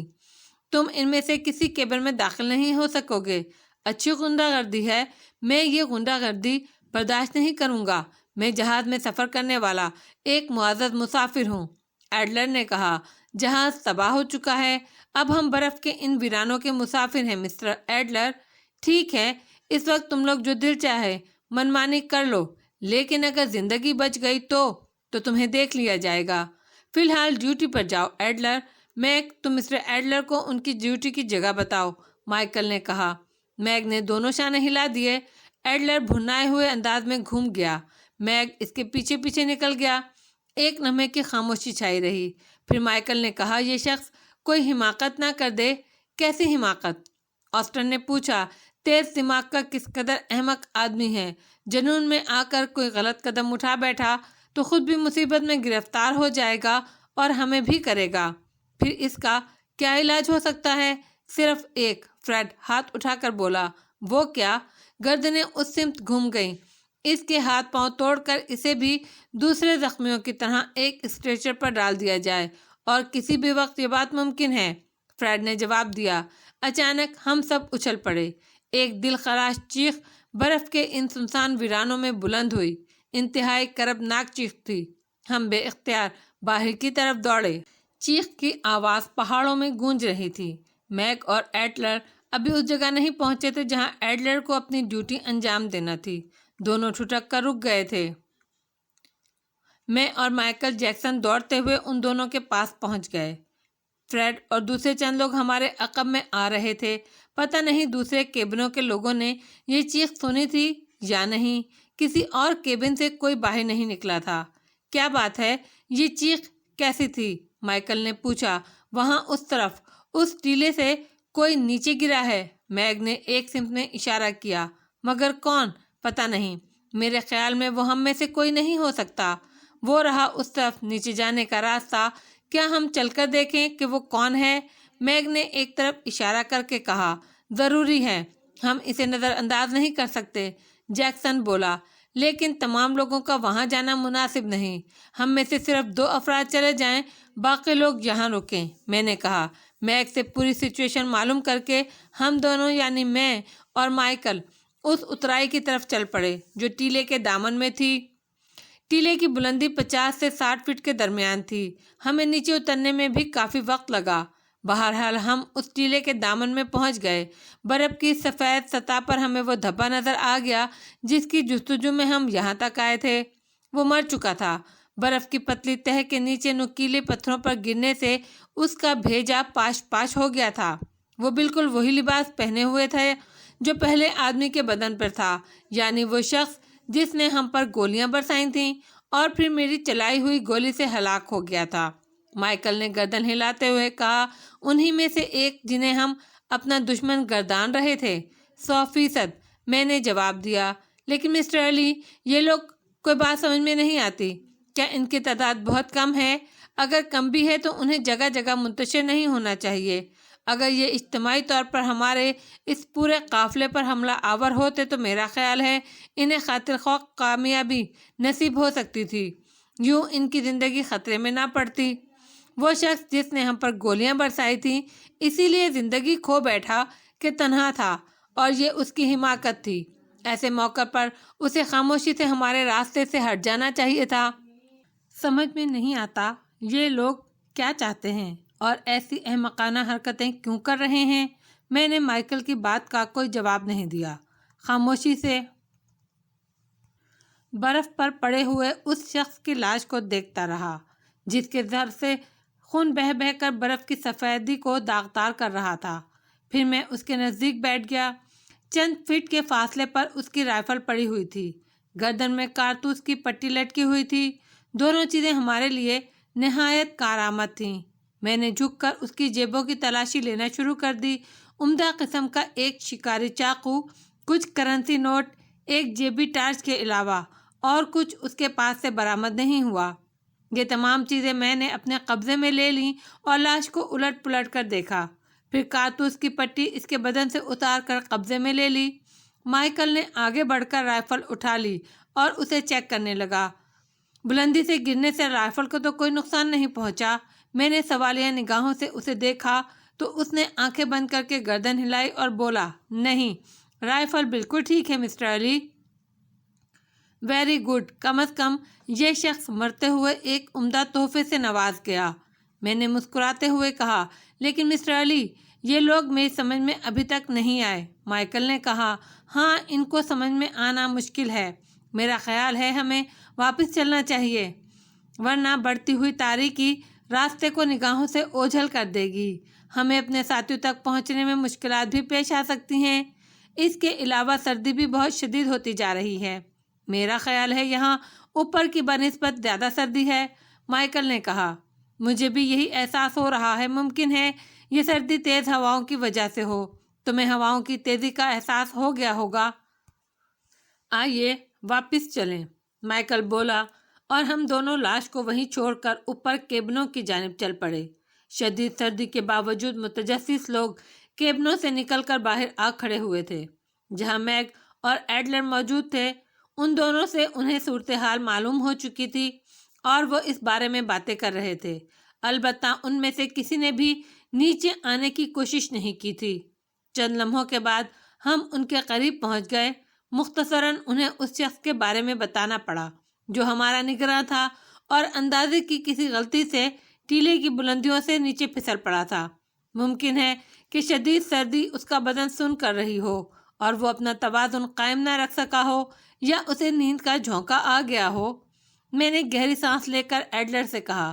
مسٹر ایڈلر، آپ کی ڈیوٹی کا ابتدائی مرحلہ بڑا ہی سنسنی خیز رہا، لیکن براہ کرم ڈیوٹی کے دوران یہ سنسنی خیز کیفیت جاری نہ رکھیں. مسٹر ایڈلر نے میری بات پر کسی رد عمل کا اظہار نہیں کیا. انداز سے اب بھی ایک تنفر آمیز کیفیت آیا تھی. جب ہم واپسی کے لیے مڑے تو وہ ہاتھ اٹھا کر بولا، مسٹر علی، براہ کرم میری ایک بات سن لیں. میں رک کر اسے دیکھنے لگا. جی فرمائیے. مسٹر علی، میں ان حالات میں تنہا پہرا نہیں دے سکتا. کیوں؟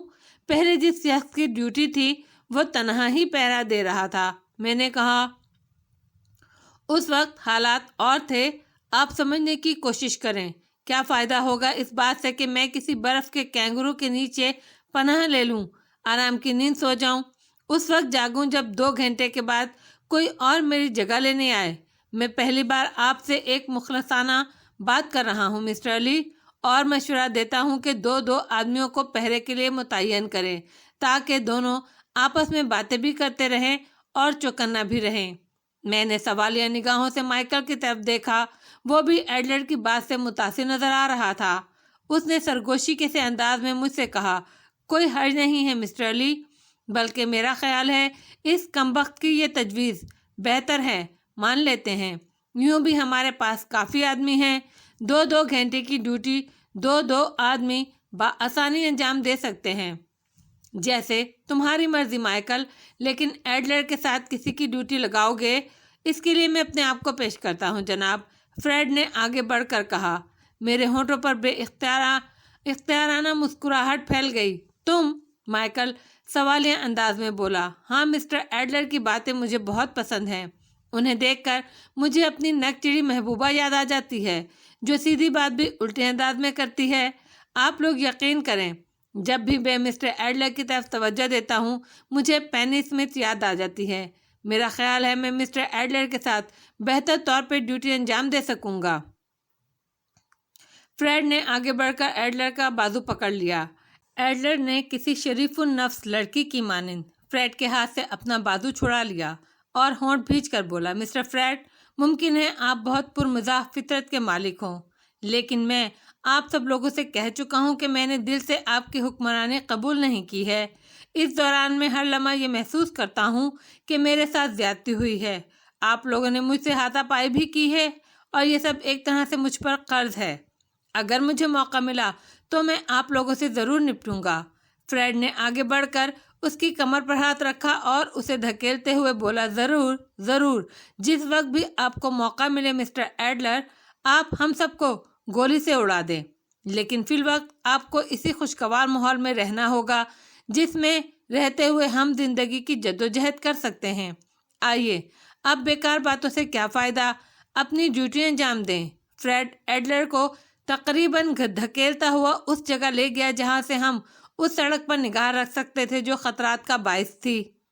وہاں سے واپس پلٹتے ہوئے میں نے مائیکل سے کہا، ڈیئر مائیکل، اس تازہ واقعے کے بعد ہم یہ نہیں کہہ سکتے کہ ان لوگوں نے اپنے آدمی کہاں کہاں لگا رکھے ہیں۔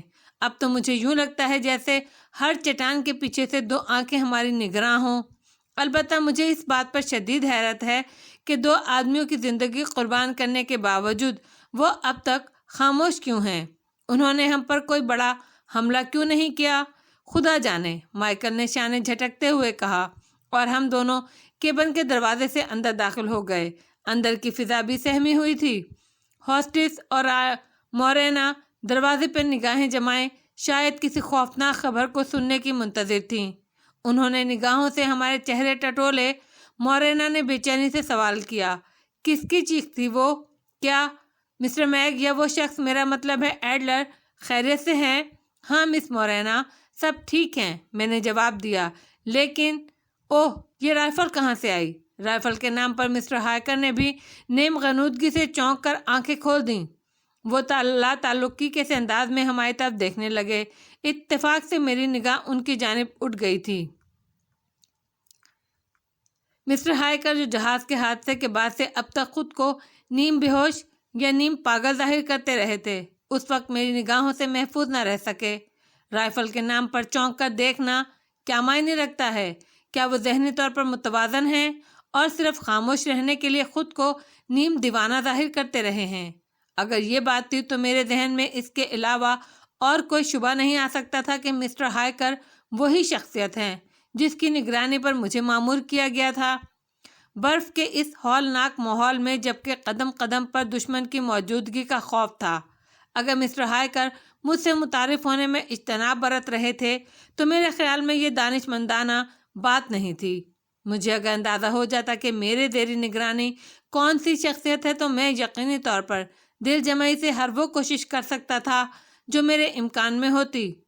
اسی رات کے تقریباً آخری پہر میں نے مسٹر ہائیکر کو جاگتا ہوا محسوس کیا تو بے دھڑک ان سے کہہ ڈالا، مسٹر ہائیکر، آپ علی یار خان سے واقف ہیں یا نہیں یہ میں نہیں جانتا، لیکن تنظیم نے مجھے آپ کے تحفظ کی ذمہ داری سونپی ہے۔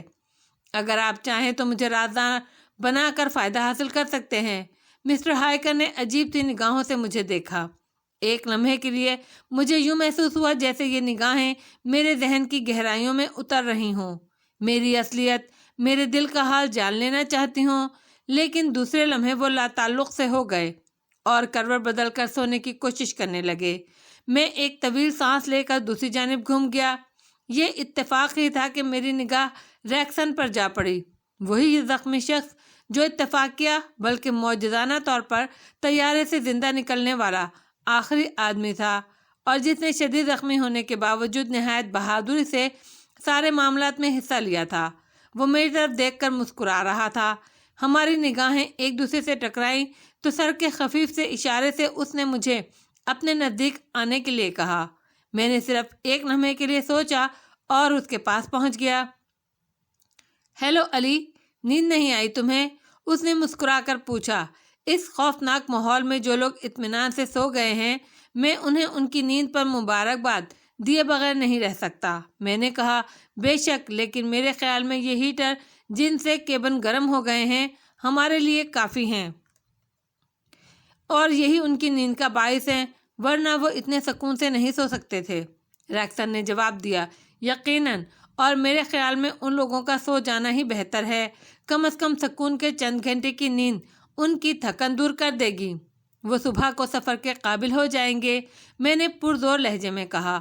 میری نگاہیں ریکسن کے چہرے کو ٹٹول رہی تھیں اور میں اندازہ لگانے کی کوشش کر رہا تھا کہ کیا ریکسن نے میرے وہ الفاظ سن لیے ہیں جو میں نے مسٹر ہائیکر سے کہے تھے۔ کیا وہ میری غلط فہمی دور کرنا چاہتا ہے؟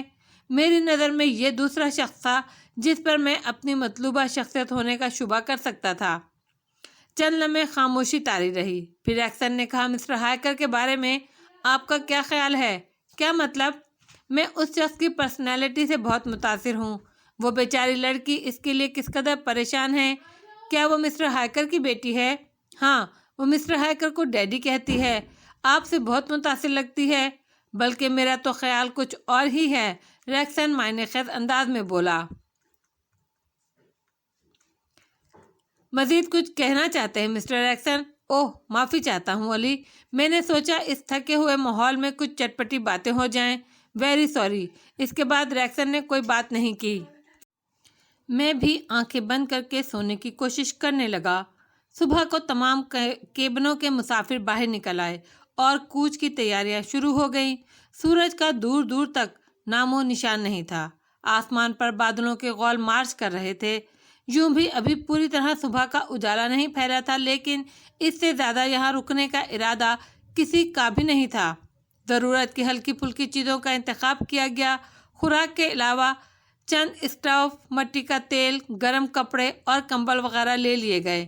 مائیکل نے کئی چھوٹی چھوٹی چیزیں اپنے کوٹ کی جیب میں ٹھونس لیں۔ زخمیوں کا جائزہ لیا گیا۔ چند چلنے پھرنے کے قابل ہو چکے تھے، خاص طور سے وہ جانتے تھے کہ پہاڑوں میں کوئی بھی دیر تک کسی کا ہمدرد نہیں رہ سکتا۔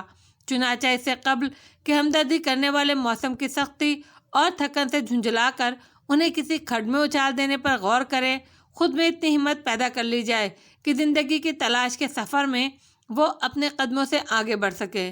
چنانچہ چند اور اسٹریچر خالی ہو گئے۔ صبح کے تقریباً 6 بجے تھے جب ہم نے دوبارہ سفر کا آغاز کیا۔ رفتار کا اندازہ لگا لیا گیا تھا کہ زخمیوں اور اسٹریچر پر چلنے والوں کو بھی تکلیف نہ ہو، فاصلہ بھی مناسب طے ہو جائے۔ مسٹر ہائیکر بھی سست رفتاری سے دوسروں کا ساتھ دے رہے تھے، لیکن ان کی خاموشی بدستور تھی۔ ویسے رات کے آرام کا اثر سب پر پڑا تھا۔ پیٹ بھی بھرے ہوئے تھے اور بدن پر گرم کپڑے بھی تھے۔ چنانچہ گزشتہ سفر کے برعکس اس وقت سب بہت خوشگوار موڈ میں تھے۔ مائیکل کے قیاس کے مطابق ہم زیادہ سے زیادہ 4-5 میل دور رہ ہی جا سکتے تھے۔ ڈھلان کا سفر بے شک اتنا دشوار گزار نہیں ہوتا جتنا چڑھائی کا، لیکن پھر بھی بل کھاتی ہوئی تنگ سڑک پر چلنا آسان نہیں ہوتا۔ اگر ہم ایک دن میں 10 میل کا سفر بھی طے کر لیتے، تب بھی ہمیں بالکل نیچے تک پہنچنے کے لیے طویل وقت درکار تھا، اور پھر یہ بھی نہیں کہا جا سکتا تھا کہ پہاڑوں کی ان بلندیوں سے نیچے پہنچنے کے بعد ہمیں کوئی مناسب راستہ بھی ملے گا یا نہیں۔ جگہ کے بارے میں اندازہ کسی کو نہیں تھا، یہاں تک کہ پائلٹ مائیکل کو بھی نہیں۔ یہ راستہ عام ہوائی راستوں سے ہٹ کر تھا اور مائیکل کبھی ان راستوں سے نہیں گزرا تھا۔ البتہ بلندیوں سے نیچے پہنچنے کے بعد کوئی ایک سمت اختیار کرنے کے بارے میں سوچا جا سکتا تھا، کم از کم اس کی ابتدا تو ہو۔ جوں جوں ہم نیچے اترتے گئے، منظر بدلتے گئے۔ برفانی علاقے بے شک تا حد نگاہ پھیلے ہوئے تھے، لیکن اب کہیں کہیں ان میں درخت بھی نظر آ جاتے تھے۔ فضا کثیف ہوتی جا رہی تھی اور سانس لینے میں اب کوئی دقت ہو نہیں رہی تھی۔ اس کے علاوہ مسلسل سفر کرنے کے باوجود کوئی خاص تھکن محسوس نہیں ہوئی۔ سڑک لہجہ بلہجہ پیچ در پیچ ہوتی چلی جا رہی تھی، یہاں تک کہ ایک مقام پر ہمیں رکنا پڑا۔ ہماری نگاہ بائیں سمت گہرائیوں میں اٹھ گئی۔ ان گہرائیوں میں ہمیں ایک دریا نظر آ رہا تھا جو ہمارے راستے میں حائل تھا، یعنی نیچے ایک مخصوص فاصلہ طے کرنے کے بعد یہ دریا عبور کرنا ضروری تھا۔ لیکن دریا پر ایک پل بھی نظر آیا۔ گو یہاں سے دریا اور پل کا فاصلہ کافی تھا، لیکن ہم بلندی پر تھے، اس لیے یہ منظر دیکھ سکتے تھے۔ البتہ ہماری نگاہ اتنی تیز نہیں تھی کہ ہم اس کے قرب و جوار کے مناظر کا بھی اندازہ لگا سکتے۔ سمندر کی سطح سے اس کی بلندی کتنی ہوگی؟ مائیکل نے پرخیال انداز میں کہا۔ کیا کہا جا سکتا ہے، میرا خیال ہے 3,500 میٹر سے کسی طور کم نہیں ہوگی، میک بولا۔ مائیکل اس کے جواب پر خاموش ہو گیا۔ تقریباً 6 گھنٹے تک مسلسل سفر کرنے کے بعد ہم نے ایک جگہ سستانے، کھانے پینے اور تھکن دور کرنے کا فیصلہ کیا۔ میگ نے رائے دی کہ دریا اب چونکہ قریب ہے، اسی لیے کیوں نہ دریا پار کر کے ہی ڈیرے ڈالے جائیں۔ مائیکل نے اس بارے میں رائے جاننے کے لیے میری جانب دیکھا اور میں نے سر ہلا دیا۔ مجھے اس پر کوئی اعتراض نہیں تھا، چنانچہ ہم لوگوں نے رفتار تیز کر دی۔ جیکسن نے مسرت سے ہاتھ ملتے ہوئے کہا، اس دریا کو دیکھ کر مجھے بڑی مسرت ہو رہی ہے۔ پانی خواہ کتنا ہی ٹھنڈا ہو، میں اس میں 2-4 غوطے ضرور لگاؤں گا۔ اس نے ایڈلر کی طرف دیکھا جو بری طرح ہانپ رہا تھا اور مسکرا کر بولا، مسٹر ایڈلر، آپ بھی میرے ساتھ نہائیں گے؟ یقین کریں ساری تھکن دور ہو جائے گی۔ بکواس مت کرو، میں اس ٹھنڈے پانی کے قریب بھی کھڑا نہیں ہو سکتا۔ ایڈلر خوفزدہ لہجے میں جیکسن سے کئی قدم پیچھے ہٹ گیا اور سب قہقہہ لگا کر ہنس پڑے۔ مورینا اور دوسری لڑکیاں بھی بے اختیار ہنس رہی تھیں۔ کچھ دیر کے لیے فضا بالکل نارمل ہو گئی۔ سوال یہ ہے کہ اس دریا کو عبور کرنے کے بعد کیا ہمیں کوئی مناسب جگہ مل سکے گی؟ آسٹن نے کہا۔ مسٹر آسٹن، ہم امید کے سہارے چل رہے ہیں۔ ممکن ہے ہمیں کوئی پہاڑی آبادی مل جائے۔ اگر ہمیں کوئی آبادی مل گئی تو ہماری تمام مشکلات دور ہو سکتی ہیں، مائیکل نے کہا۔ سفر جاری رہا یہاں تک کہ ہم دریا کے قریب کی وادی میں داخل ہو گئے۔ کھردری اور ناہموار زمین پر چٹانیں ابھری ہوئی تھیں اور چھوٹے چھوٹے ٹیلوں کی تعداد بہت زیادہ تھی۔ یہاں برف بھی کچھ کم نہیں تھی، بلکہ بعض جگہوں پر تو بھوری زمین بھی نظر آ رہی تھی۔ ہم سیدھے اور ہموار راستے تلاش کرتے ہوئے دریا کی جانب بڑھتے رہے۔ مورینا میرے بالکل پیچھے تھی۔ اس موسم کے باوجود اس کے چہرے پر تمتماہٹ تھی۔ یقیناً وہ تھک چکی تھی کیونکہ وہ لڑکی تھی، لیکن اس نے ایک بار بھی اس کا اظہار نہیں کیا تھا۔ پھر سڑک ایک طرف مڑی۔ دریا شاید بالکل قریب آ گیا تھا۔ مرطوب ہوا کے جھونکے آ رہے تھے۔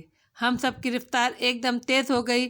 سب ہی دریا کے قریب پہنچنے کے خواہش مند تھے۔ ایک اونچی جگہ پہنچ کر ہم نے دریا پر پہلی نظر ڈالی اور دم بخود رہ گئے۔ لوبوں کے حلق سے عجیب سی آواز نکلی۔ ہم پھرتی سے نیچے بیٹھ گئے۔ لوبو دوسرے لوگوں کو اس بلند جگہ آنے سے روک رہا تھا۔ سامنے کا منظر واقعی ہمارے لیے حیران کن تھا۔ بلندیوں سے جب ہم نے پہلی بار دریا دیکھا تھا تو کچھ محسوس نہیں ہوا تھا، اور پھر گھومتی ہوئی سڑک سے نیچے اترے تھے، اسی لیے دریا نظروں کے سامنے نہیں رہا تھا، حقیقت نگاہوں سے اوجھل رہی تھی۔ ناہموار پہاڑی راستوں نے اب تک اس خوفناک حقیقت کا علم نہیں ہونے دیا کہ دریا کے اوپر بنا ہوا پل درمیان سے ٹوٹا ہوا تھا اور اس کے دوسرے کنارے پر دریا کی لہروں کے شور میں بہت سی انسانی آوازیں بھی شامل ہیں۔ یہ آوازیں ہمیں یہاں سنائی نہیں دے رہی تھیں، لیکن ہم بہت سے آدمیوں کو بھاگ دوڑ کرتے دیکھ سکتے تھے۔ دوسرے کنارے پر ایک بڑا سا ٹرک بھی نظر آ رہا تھا جو فوجی قسم کا تھا۔ اس طرف موجود لوگوں نے بھی شاید ہمیں ابھی دیکھا نہیں تھا۔ اسے بھی خوش بختی ہی کہا جا سکتا تھا۔ وہ ہم سے لا علم تھے، لیکن جس جگہ ہم تھے وہ دور تک بلندی پر تھی۔ مکمل طور پر ان کی نگاہوں سے بچنے کے لیے ہمیں کافی نیچے جانا پڑتا، جو ایک لمحے میں ممکن نہیں تھا، لیکن یہ ضروری تھا۔ چنانچہ میں نے لوبو کو اشارہ کیا اور وہ تیزی سے پلٹ پڑا، مگر اتنی دیر میں کام بگڑ گیا۔ انہوں نے ہمیں دیکھ لیا تھا۔ ایک لمحے کے لیے تو وہ بھی ساکت رہے، لیکن دوسرے لمحے وہ سنبھل کر ٹرک کی طرف لپکے۔ لوبو، پھرتی سے ان لوگوں کو میں نے اتنا ہی کہا تھا کہ ایک فائر ہوا اور گولی سنسناتی ہوئی میرے سر سے صرف چند انچ کے فاصلے سے گزر گئی۔ چیف، تم خیریت سے تو ہو نا؟ لوبو بے اختیار میری طرف لپکا۔ ان لوگوں کو لوبو، ان لوگوں کو۔ تم پیچھے کھسکو چیف، یہ بلندی خطرناک ہے، جلدی سے پیچھے ہٹ جاؤ، لوبو نے کہا۔ 2-3 گولیاں اور چلیں۔ وہ لوگ بھی بدحواسی میں فائر کر رہے تھے، ورنہ ان کی کوئی نہ کوئی گولی ہمیں ضرور چھو لیتی۔ زمین سے چپک جاؤ چیف، جس قدر جلد ممکن ہو زمین سے چپک جاؤ، لوبو پھر بولا، اور میں نے اس کی ہدایت پر عمل کیا۔ گولیاں سنسناتی ہوئی ہمارے سر پر سے گزرنے لگیں۔ ان کی تعداد اور تیزی میں اضافہ ہوتا گیا، یوں لگتا تھا جیسے اب بہت سے لوگوں نے ہتھیار سنبھال لیے ہوں۔ ہم دونوں الٹے پاؤں رینگنے لگے۔ گولیاں طوفانی رفتار سے ہمارے دائیں بائیں زمین پر لگ رہی تھیں۔ پتھریلی زمین ادھڑ رہی تھی، پتھروں کی باریک کرچیاں ہمارے بدن کے کھلے ہوئے حصوں پر خوب زور سے لگ رہی تھی۔ یہی شکر تھا کہ وہ لوگ صحیح نشانہ نہیں لے پا رہے تھے، ورنہ اس کھلے علاقے میں ہمیں نشانہ بنا لینا اس قدر مشکل بھی نہیں تھا۔ گولیوں سے کس قدر محفوظ ہو کر ہم ایک لمحے کے لیے رکے۔ میں نے گردن موڑ کر دیکھا۔ قافلے والوں کو صورتحال کا اندازہ ہو گیا تھا اور انہوں نے ایک بڑی چٹان کی آڑ میں پناہ لے لی تھی۔ مائیکل کیچوے کی طرح رینگتا ہوا ہماری طرف آ رہا تھا۔ کون ہے وہ؟ اس نے ہمارے قریب پہنچ کر ہانپتے ہوئے کہا۔ وہی ہوں گے جن کے بارے میں ڈائر نے پیشن گوئی کی تھی اور جن کے 2 آدمی ہمارا نشانہ بن چکے ہیں، میں نے جواب دیا۔ کتنے ہیں اور کیا وہ گولیاں برساتے ہوئے ہماری طرف بڑھ رہے ہیں؟ میرا خیال ہے وہ آگے نہیں بڑھ رہے۔ اگر وہ دریا پار کر کے آگے آنے میں کامیاب ہوتے تو ہمیں نشانہ بنانے میں انہیں کوئی دقت نہیں ہوتی۔ ان کی تعداد کا کوئی اندازہ ہے؟ نہیں، ہمیں فوراً ہی دیکھ لیا گیا تھا اور فائرنگ کرنے میں بھی نہایت اجرت سے کام لیا گیا، اسی لیے ہم ان کی تعداد اور پوزیشن کا صحیح اندازہ نہیں لگا سکے، میں نے جواب دیا۔ مائیکل خشک ہونٹوں پر زبان پھیرنے لگا، پھر بولا، یہ اندازہ لگانے کی کوشش تو کی جائے۔ میرا خیال ہے قافلے کو وہیں رکنا چاہیے۔ میں نے میک کو ہدایت کر دی کہ وہ ان لوگوں کو کنٹرول میں رکھے۔ ویسے بھی گولیوں کی اس بوچھاڑ میں کوئی اس چٹان کی آڑ سے نکلنے کی کوشش نہیں کرے گا۔ اس نے قافلے والوں کو وہیں رکنے کا اشارہ کیا اور بے چین نگاہوں سے ادھر ادھر دیکھنے لگا۔ پھر اس نے ایک طرف اشارہ کرتے ہوئے کہا، میرا خیال ہے ہمیں اس درے کی طرف چلنا چاہیے، وہاں سے ہم محفوظ رہ کر دریا کا کنارہ دیکھ سکتے ہیں۔ میں نے اس کی بات سے اتفاق کیا اور ہم تینوں رینگتے ہوئے آگے بڑھنے لگے۔ تنگ اور اونچے درے سے دوسری طرف نکلتے ہی دریا نظر آیا۔ اس کا تیز بہاؤ بے حد تیز تھا۔ جھاگ اڑاتا پانی کان پھاڑ دینے والے شور کے ساتھ بہہ رہا تھا۔ جب وہ درے کی سلاخ دیواروں سے ٹکراتا تو کئی فٹ بلند دیوار سی بن جاتی، اور پانی کی اس دیوار میں سے سورج کی کرنیں پار ہوتی تو کئی رنگ نگاہوں میں کوند جاتے۔ یہاں بھی ہم دشمن کی نگاہوں سے پوشیدہ نہ رہ سکے۔ فائرنگ کا رخ اسی طرف ہو گیا تھا، اور جن پتھروں کی آڑ میں ہم پوشیدہ تھے، گولیاں ان کے چیتڑے اڑانے لگی تھیں۔ پتھروں کے ریزے چھروں کی طرح ہمارے بدن پر لگ رہے تھے۔ مائیکل پھیکے انداز میں مسکرایا۔ یوں لگتا ہے ان کی تعداد کافی ہے اور ایمونیشن کی کمی بھی نہیں ہے ان کے پاس۔ ان کے مقابلے میں ہمارے پاس ایک پستول ہے جس میں اب صرف 4 گولیاں ہیں اور ایک رائفل۔ مسٹر علی، کیا ہم ان ہتھیاروں سے ان کا مقابلہ کر سکتے ہیں؟ حالات کا اندازہ لگائے بغیر کوئی فیصلہ نہیں کیا جا سکتا، میں گہری سانس لے کر بولا۔ حالات؟ گویا اب بھی حالات کا اندازہ لگانے کی گنجائش ہے، مائیکل نے آہستہ سے کہا، اور میں چونک کر اس کی شکل دیکھنے لگا۔ تمہارے منہ سے یہ الفاظ حیرت انگیز لگتے ہیں مائیکل۔ کیا تم بددل ہوتے جا رہے ہو؟ مائیکل جیسے چونک پڑا۔ نہیں، یہ بات نہیں ہے، سوری علی، نہ جانے کیوں۔ حوصلہ ہی زندگی ہے مائیکل، اگر ہم حوصلہ ہار گئے تو پھر کچھ نہیں کر سکیں گے۔ میں اپنے الفاظ پر شرمندہ ہوں مسٹر علی، انتہائی شرمندہ۔ اس نے ادھر ادھر دیکھا اور ایک بلند چٹان تاک لی۔ اس کے بعد وہ آہستہ آہستہ سرکتا ہوا پیچھے ہٹا اور دوسرے لمحے اس نے جھک کر دوڑ لگا دی۔ چٹان کے قریب پہنچ کر وہ اچھلا اور اوپر چڑھ گیا۔ گولیوں کی بوچھاڑ اس کے سر پر سے گزر گئی۔ وہ چٹان سے چپک گیا اور بہتر پوزیشن میں تھا۔ میں اور لوبو بھی رینگتے ہوئے اسی چٹان کے نیچے پہنچ گئے۔ یہاں سے ان لوگوں کو اچھی طرح نہیں دیکھا جا سکتا تھا علی، لیکن تھوڑا بہت اندازہ ہو رہا ہے، مائیکل بولا۔ مثلاً؟ میں نے پوچھا۔ کنارے پر کئی ٹرک کھڑے ہوئے ہیں، ان کے اطراف میں تقریباً 50-60 آدمی ہیں۔ وہ سب مسلح ہیں لیکن افراتفری کے شکار نظر آتے ہیں۔ مائیکل کی بتائی ہوئی اس تفصیل نے میرے دل میں بھی اشتیاق پیدا کر دیا۔ میں خود اپنی آنکھوں سے یہ منظر دیکھنا چاہتا تھا۔ اس چٹان پر چڑھنا خطرناک تھا جہاں مائیکل تھا، کیونکہ گولیاں اب بھی اس کے اوپر سے گزر رہی تھیں۔